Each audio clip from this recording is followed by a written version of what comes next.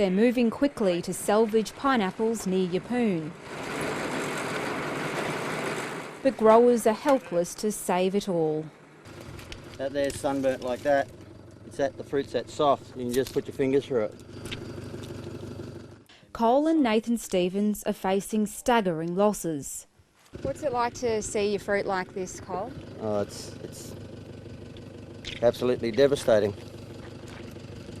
We're just going through. I think we're getting about 2 out of 10. Send it to the cannery and hope we don't get crucified too much with rejects. It's all lain over and it's been stripped of any of its natural protection, and it's just burning in front of our eyes. Farmers across the region are in damage control. So cash flow will be a bit light on between here and next year. All of the 1,700 trees on this macadamia orchard have been smashed.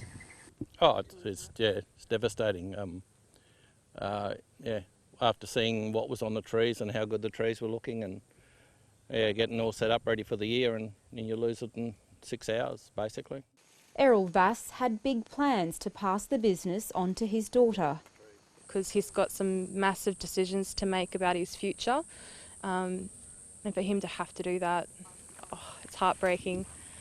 Instead of harvesting their bumper crop, the Vass family faced the painstaking job of picking up macadamias hand by hand to see if any are good enough to sell. The thought of all that work is taking its toll. It's a huge job. We'd probably get a bulldozer and just push a lot into a big heap. Yeah. Pushing livelihoods to breaking point. Marlena Wapp, ABC News, Bondula. Tom and Rita Edmiston are determined to get back their slice of paradise. Rita's been wiped out, I think. She's very, very down. I actually reckon, I think I've taken it quite good. Yeah, you're coming a bit better. He's broken down, I haven't. I don't know whether it's going to come or it's not going to come, but I mean, I've accepted it. We first met Tom and Rita soon after the cyclone hit. Their hearts were breaking. What a difference 9 days has made. We could not have possibly done it ourselves. Absolutely impossible. Our 3 sons are here helping us. Their insurance company says repairs could be finished by Christmas. So they've obviously been here for 40 odd years, and they're just a wonderful couple. So fantastic to be able to, help them get their life back on track and their home back in one piece. Tom and Rita have been inseparable since meeting in Brisbane during the 1960s. Now in their 80s, they have this advice for a good marriage. One's down, the other one helps, and one gets down, and the other one gets up. Yeah. It's a little bit of give and take. One thing Cyclone Marsha hasn't rocked is the strength of Tom and Rita's marriage. Celebrations for their 60th wedding anniversary will still go ahead next month. They plan on sharing the special day with family and friends. Well, you can only have one of them if you live long enough. But I think we'll see the 70th. A lasting love in the toughest of times. Marlena Wapp, ABC News, Lammermoor Beach. When Cyclone Marsha crossed the central Queensland coast in February, Byfield's HQ wood plantation felt the brunt of her fury. Unfortunately, it became fairly obvious that the evening of the cyclone, just how much damage we were likely to be to face. 80% of timber was affected, but today it's hard to tell. The disaster has fast-tracked a new export deal with China. The aim is to pick up as much of the timber and process as much as the timber as we can. Damaged logs are being turned into wood chips and shipped out of Gladstone. There's jobs there for the people loading the logs back onto the ships. Wood chip is also, you'll see a very large pile down there today. So yeah, it's created some jobs out of, as I say, what is a weather event. It's a win for the port too. The mining slowdown means diversification is more important than ever. A lot of people think we're just a coal port, but we're definitely not, and we're growing and looking for all opportunities all the time. HQ Plantations hopes to have all this wood harvested before the next wet season. And if all goes to plan, this could be the start of a long and prosperous trade relationship with Asia. We do have surplus timber in central Queensland over and above the domestic market, and that's where an export operation is ideally suited. Turning waste into wealth. Elise Edwards, ABC News, Rockhampton.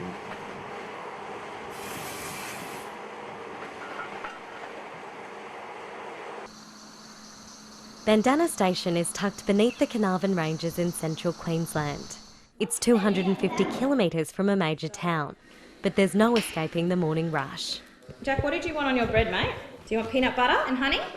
Olivia Evans' 4-year-old son Jack has autism. You boys ready to go? And a talent for avoiding his daily deadline with distance education. Hey, don't ride into Molly. Come on. Keeping him and 2-year-old Thomas occupied is a full-time job, one she juggles with her tourism business. I try to get as much as I can done late at night if I'm doing emails or something like that, but generally I just have to cope with Thomas in the day when I'm talking to people on the phone. That's why she wanted to be part of the federal government's new nanny pilot program. This is the first time ever that families have been offered some assistance for a nanny in their home because their working hours or the location in which they live just doesn't work for them to be able to access traditional childcare services. The federal government will allocate $246 million to approved service providers to place nannies with about 3,000 families over the next 2 years. But the Evans family won't be one of them. When I received the fees the next day, I was absolutely horrified. It's just absolutely ridiculous to think that charging nannies out at a minimum of $36.50 an hour is feasible regardless of the rebate that you actually get. It's absolutely not going to work. The family says they'd be paying more than $65,000 a year under the scheme because of their joint income, compared to $37,000 if they hired a nanny directly. Lead away, boys. Steady, boys. If you've got to pay more money to get an experienced person, that's understandable. But, you know, the figures that they're talking are, you know, twice as much as what you might have to pay somebody as a minimum wage. Nearby, the Tinknells farm cattle and crops south of Springshaw. The drought has hit them hard and they're operating at a loss, which means under the nanny pilot program, they should receive the higher subsidy. But they can't afford it either. It would be $43,000 a year, which, you know, if we worked it out at our income bracket, it's 86% of our income. So it's just crazy to spend 86% of your income on a nanny. Bring him around here. Elise Tinknell is concerned that the government rebate isn't reaching country stations and is instead being diverted to the nanny providers. I expect that providers are passing through the overwhelming majority of the government subsidy. Well, I'm certainly concerned if people are finding that the end result of this program is more expensive than alternatives. But Queensland Family Daycare says it is charging the lowest possible fees. The organisation is trying to attract highly qualified nannies, and on top of that, it needs to cover the costs of home inspections, safety checks and administration, and says if the government wants to reduce the cost for families, it may need to consider increasing the subsidy. Families say the pilot program needs to be reviewed before the end of 2017. 2 years is a long time to have so much money invested in it and then, you know, I guess wasted if it's not being utilised. I'll certainly be looking and listening and acting if need be. In the meantime, the Evans family will continue to muster support for an overhaul.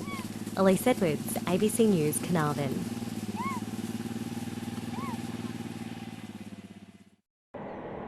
This is Singapore playing war games near Rockhampton. The small Asian country is undertaking exercises at the Shoalwater Bay training area. The military zone is 4 times the size of Singapore. It involves working over very challenging terrain. This is terrain that is not entirely familiar to us because Singapore is from a slightly different corner of the region. More than 4,500 Army, Navy and Air Force personnel are in the region. For the first time, fighter jets are being used for airstrike training. This is the inaugural participation of our F-15 fighter, and we will continue to see how we can bring in the fighters for future exercise Wallaby to enhance the realism of training for both our airmen as well as the Army forces on the ground. The training also acts as a major public relations push for the city-state. More than a dozen journalists have been flown over to cover the exercise and a visit from a senior politician. It follows the signing of a major 25-year deal which would see Singapore upgrade Australian defence facilities. The May announcement revealed Singapore would spend more than $2 billion improving Shoalwater Bay and the defence base in Townsville. But when asked, the man who works under the Minister for Defence was unclear exactly when the upgrades will take place. I think it's still early days to talk about the cost and even what we're going to spend on. Yeah, I think like I say, it's a bit too early to even talk about it. Australian soldiers will team up with the Singaporeans for joint training next month. Jonathan Hare, ABC News, Central Queensland. We almost got there. Working on his car helps Paul Head clear his mind. Just over a week ago, he was told by a doctor he has black lung disease. Yeah, no, it shocked me. I've been in shock ever since. 15 underground miners have been diagnosed with coal workers' pneumoconiosis since late last year. But Mr Head has only ever worked above ground at BMA's Goonyella Riverside mine near Moranbah. Beating around the bush saying we haven't got a dust problem, and you ask any of the workers, they'll tell you you've got a dust problem. Mr Head says the diagnosis came after two experts viewed a CT scan of his chest. They both noted markings in his lungs, commenting they were consistent with the early stages of the disease. They also saw damage from cigarettes, but Mr Head claims one specialist showed him the differences between the smoke damage and the dust damage. I talked about my old mates there, I hope they all go and get checked now too, and because most of them were smokers too, and they'd probably just be putting it down to smoking, and when really it's not. The Miners' Union fears there's more to come. This is the tip of the iceberg, and you're going to see case after case after case, and now it's in the open cut sector. That's a real concern, and workers should be alarmed. But BMA is disputing whether Mr Head actually has black lung. The company is calling his condition coal mine dust lung disease, an umbrella term which includes coal workers' pneumoconiosis and other dust-related diseases. BMA says it's working with Mr Head's doctor to understand his diagnosis. The company adds that dust exposure and controls have vastly improved in the 30 years since Mr Head started working in the industry. The Queensland Mines Department is still investigating the case. It's yet to officially confirm the diagnosis as black lung. Jonathan Hare, ABC News, Central Queensland. That's good.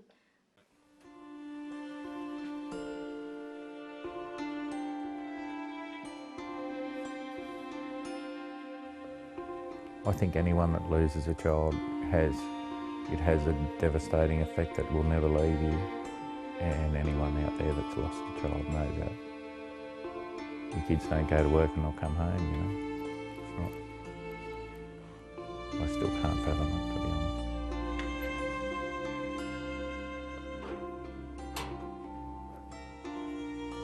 It's been more than 2 years since Michael Garrels lost his son Jason.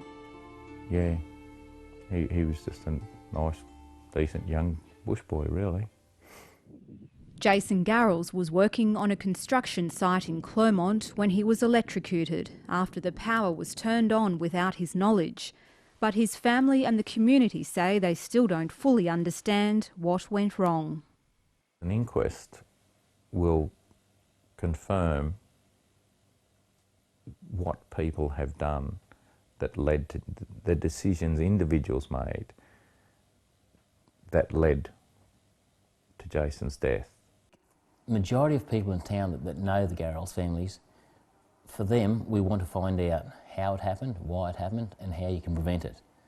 Jason Garrels was the eldest of 4 kids, big brother to Gemma, Lachlan and Georgia. He was always trying to prank someone. He loved really getting everyone going, I think, so he quite often included one of the other kids to try and prank someone else. And back in February 2012, when he started work on these apartments, Clermont, a mining town, was bustling. The town was actually booming. There's no accommodation available, that's why they were down there building these things as quickly as possible, these units. It was just hectic around the street. A trade assistant, he'd been employed on the site for just over a week. He loved labouring. He was a very strong boy. A coal miner, Michael Garrels, had just finished night shift when his wife Lee called in a panic, urging him to get to the hospital straight away. She tried to get me so many times I knew it was not good. But I really never dreamed it was a work incident. I was thinking that he's possibly had a car accident. His wife, a nurse educator, was already by their son's side with the medical team. I went behind the curtain. They were all there working on Jason. My wife was there.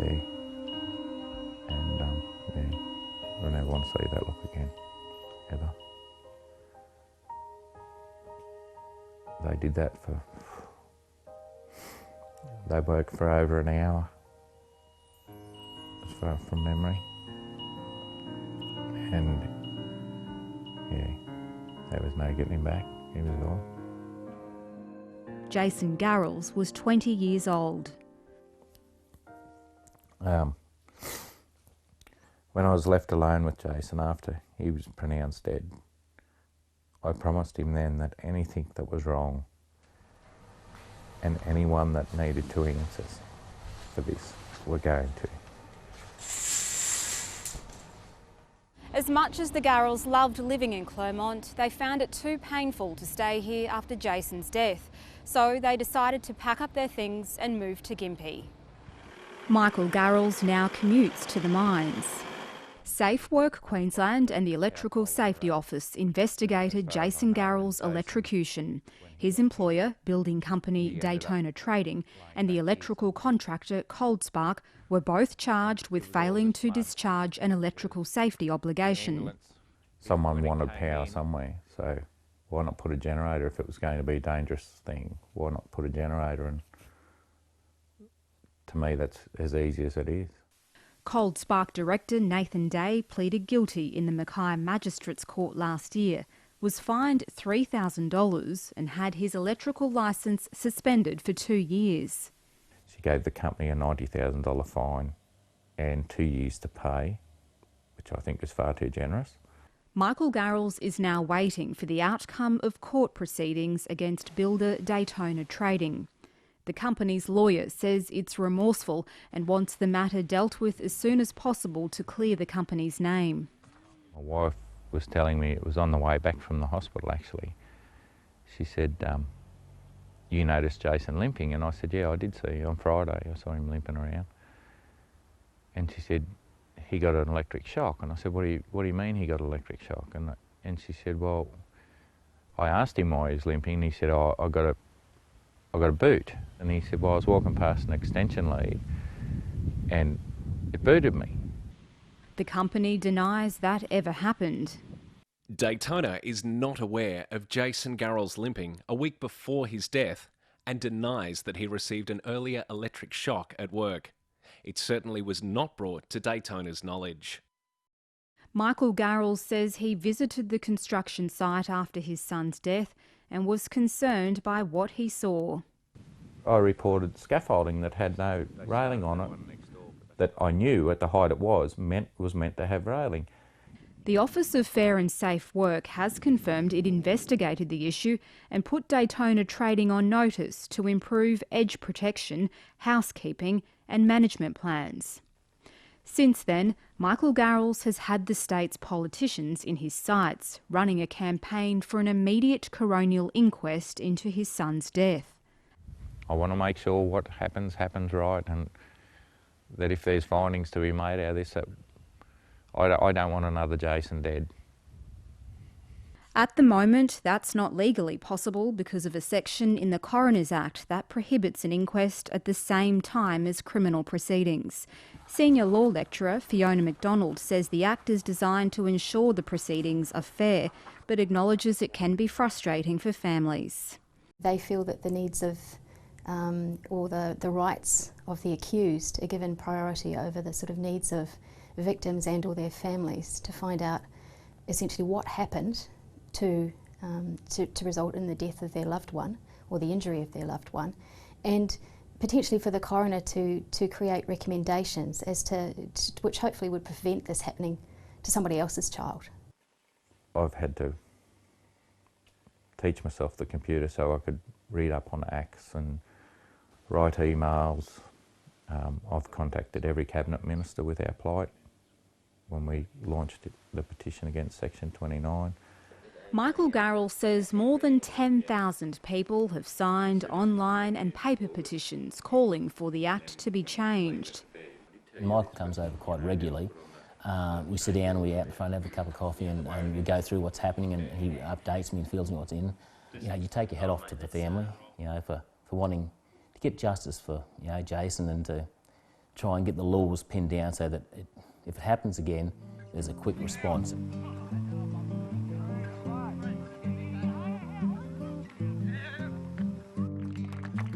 Jason's old football club, the Clomont Bears, moved quickly to honour him. And there's strong support for an inquest. Their family need answers, our community needs answers. And after securing his initial goal of a meeting with the Attorney-General next month, there were signs late this week that Michael Garrells may have had a win, with Jared Blay saying he was considering advice from the state coroner, which includes reviewing Section 29. I mean, we know we can't have him back, but by Christ, they can at least have a system that reflects what we have suffered and what the person who has lost their life has suffered.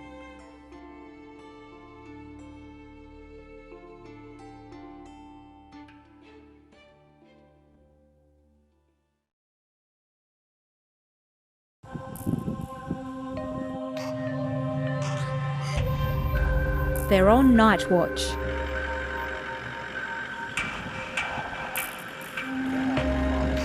Near Dingo, west of Rockhampton, environmental officers are on a mission to protect a small and vulnerable animal.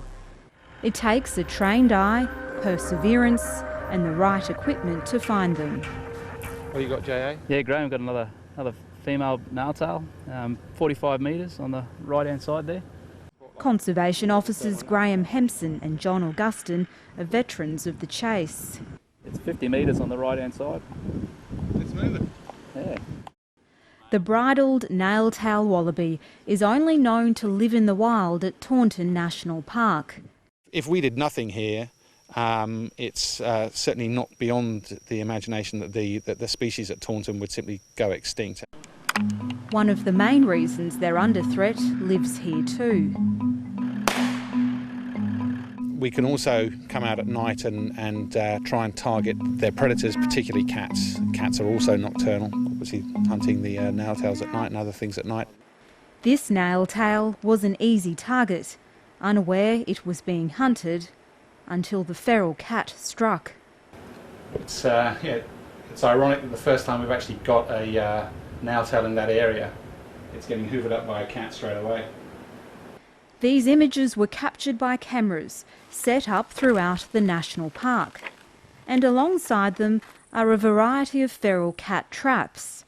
We've been trialling a whole suite of different approaches. So we're looking at soft jaw leg hold traps, we're looking at cage traps, we're trying to look at different baits and trying to make them more attractive to cats. The officers regularly patrol the park to check progress. This year, more than 20 cats have been caught. Yeah, so Marlena, this is one of our elevated soft jaw traps, so we have a wall. The idea is that, so we've got a soft jaw trap in there with rubber jaws so that it doesn't actually injure the animal, and we put a lure towards the back of the trap. The cat walks up and hopefully puts his paw right in the middle where the trap is set. It's part of a trial program funded by state and federal governments to crack down on the feral menace. We have evidence to suggest that cats are a major problem for the bridled nailtail wallaby through not only predation but also the spread of disease. Toxoplasmosis is a significant issue. Setting the traps is a delicate job. But the work doesn't stop there. Just before sunset, they prepare for a busy night ahead. One of the trials that we're doing is to see if we can improve our efficiency when we're driving around at night looking for both nail-tails and cats. And so we had this idea that we could use thermal imaging cameras pointing out from either side of the vehicle to see wallabies and cats that we wouldn't normally have seen. We can use different colour settings. So you can see this makes it particularly obvious. So the betong is. That's just a psychedelic nightmare. It does remind me a little bit of the movie Predator when he comes down. This is how Predator sees the Earth when he comes down, and you can just see Arnie. Must be 5 of them, isn't there? Soon enough, they spot the eyeshine of feral cats. This is what you find when you get there, a half-eaten wallaby. I mean, this sort of event's being carried out across the park every day and across Australia. I did my PhD on lions. I love, cats are great animals, but when they're not in their natural environment, when they're an introduced species, this is the result then. And every dead wallaby is a blow to the future of the species. The population here has been very, very small in the past. It's dropped down as low as 50, 60, 70 individuals. But now we're seeing the population gradually build up, and we think it's sitting at around 150 now, which is fairly encouraging. Also encouraging, the promise of future funding. It is going to continue to be maintained, I can guarantee you that. As the Minister for National Parks in Queensland, our government knows we've done a lot of work, but there is just so much work to do. We've still got a long way to go until we're in any sense satisfied with what we're achieving here, but we're slowly heading in the right direction.